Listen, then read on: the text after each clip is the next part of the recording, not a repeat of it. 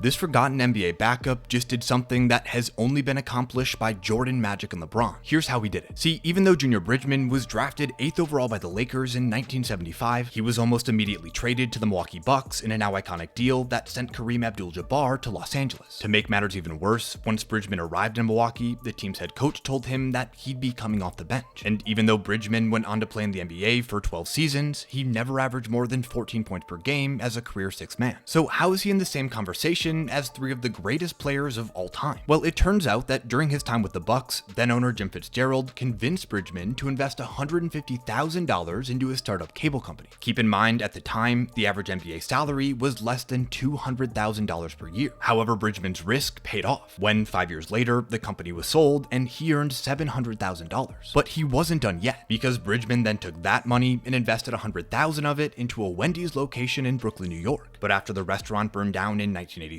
it seemed like his investment luck might have run out. But instead of backing down, Bridgman began working the cash register himself to better understand the business, all while playing his final year in the NBA. And within 2 years, he had rebuilt and sold that same Wendy's for a profit, leading him to buy 5 more struggling locations in Milwaukee for $150,000 each, all of which he not only made profitable, but by 2015, Bridgman owned 520 fast food franchises, which generated him a combined $500 million per year in revenue. However, in 2016, Bridgman decided to sell off most of his franchises for an estimated $250 million and buy a Coca-Cola bottling company instead for $290 million. But this turned out to be another fantastic decision, because as one of just 100 bottlers for Coca-Cola, Bridgman's new venture makes close to $1 billion per year. But that's not even the best part, because last September, Bridgman brought this whole journey full circle when he bought a 10% stake in his former team for an estimated $300 million.